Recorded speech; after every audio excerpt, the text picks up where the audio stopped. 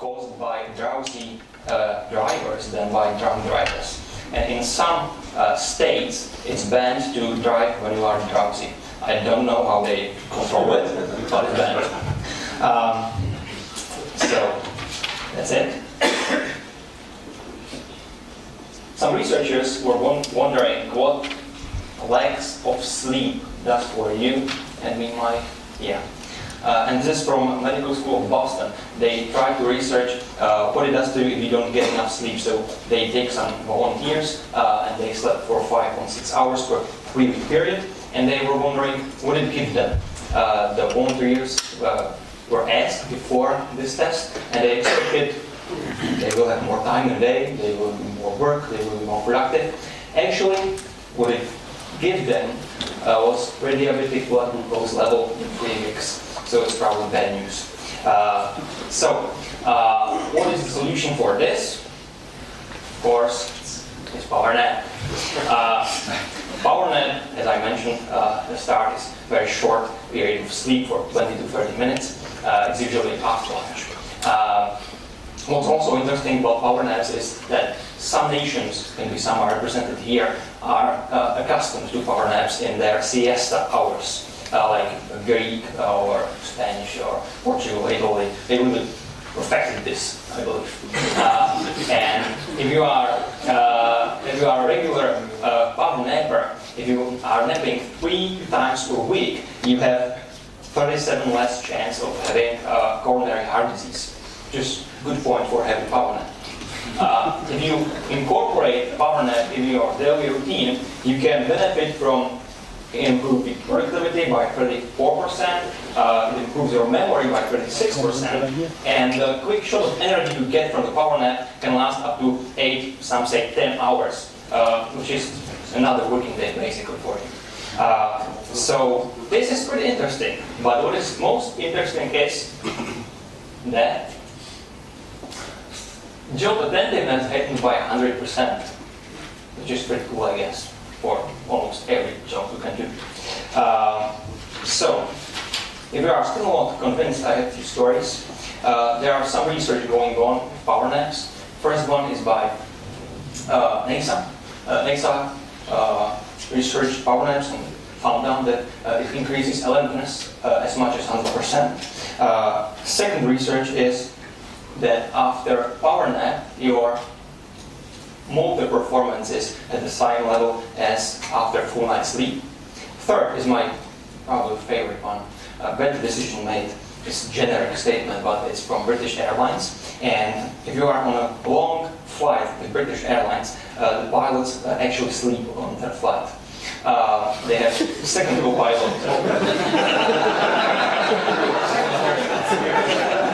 That's a good news, right? Could I change my reservation? I believe you should. Don't worry, it's only on the long flight, like 10, 12 hours. And what they found out is the pilots have short nap when the co-pilot landed the airplane. They have fewer errors in judgment while landing and taking off. Stick to your reservation is a good idea to find them. And the last one is improved perception, which is linked to the improved attentiveness. So you are pretty prepared for driving, reading, learning something, noticing the fine details in, for example, contract and your payments deal. So this is some research going on, and famous nappers. Probably not this guy with his hair, but one famous napper is Napoleon. He is well known for napping in his horse saddle before battle. Some say he napped beside shooting cannon. I don't believe it. The other famous napper is Salvador Dali. He was one of the first well-known nappers, and he did this stunt where he falls asleep in a chair, he holds a spoon, and below the spoon is a plate. And when he falls asleep, the spoon will slip, hit the plate, and he will wake up.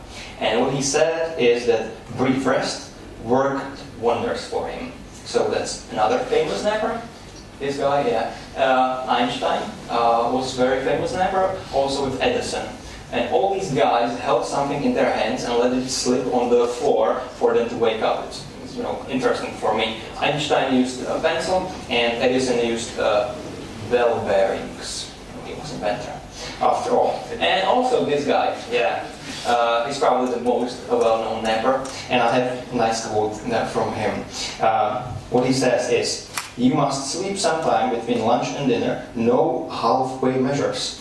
Don't think you will be doing less work because you sleep during the day. That is foolish notion held by people who have no imagination." I think that's a very Churchill way to say something. So that's some of the famous people, and we have some famous company involved in napping. I heard that you have a representative of this company here. Unfortunately, we can't ask him whether he's napping or not. He's gone.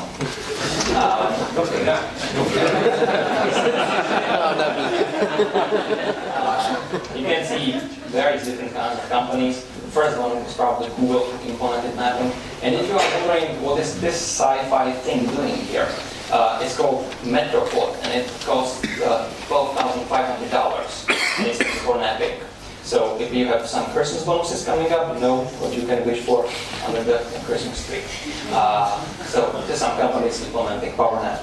What is good news that in 2011 in the US there was 6% of all companies who had special dedicated rooms for naps, for power naps. So it's not as small company or small group of companies as it seems. It's spreading, and I believe it's coming to Czech Republic also. So why does it work? Since I don't have 60 minutes to explain the research behind why does it work, you will do with the information that all mammals are used to take sleep. First is during the night, and the second is in the afternoon. If you are night owl as I am, your prime time for napping is between 2 and 4 p.m. So in 30 minutes I'm going to be ready. I saw a very nice sofa there. If you are early bird, your time is shifted to 1 to 3 p.m. I won't go into details of how does it work. Rather, let's look at how to do it. I think that the essential, single most important step number 1 is convince your boss, obviously. If you have one. If you don't have one, maybe convince your, I don't know, wife or secretary with it, but I don't know. But this is the first obvious point. Second, step number 2 is find comfortable place. This is actually marketed product. It's a new product. It's available in December in UK, USA, and Canada. It's called Ostrich Pillow. It's called Ostrich.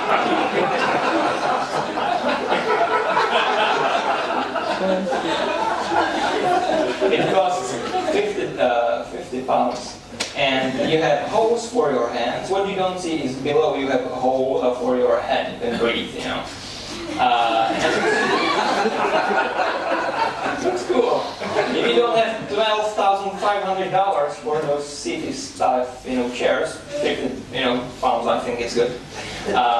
So this is step number 2. Comfortable place, probably something warm that nobody would interrupt you. If you have some music, you can listen to some music or use earbuds. And the final step number 3 is limit your nap to 30 minutes and avoid hammer effect. The hammer effect is the feeling you got if you sleep after 30 minutes and you feel like somebody hit you on the head with a hammer.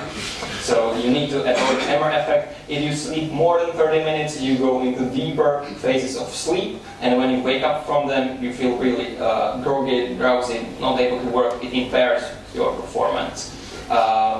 Probably you might know this if you wake up today early by some alarm clock.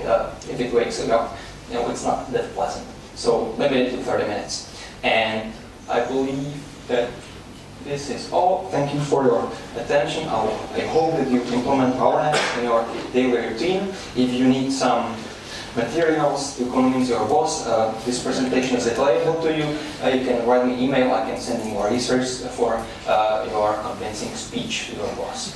And right now, I'm going to be napping in the lobby.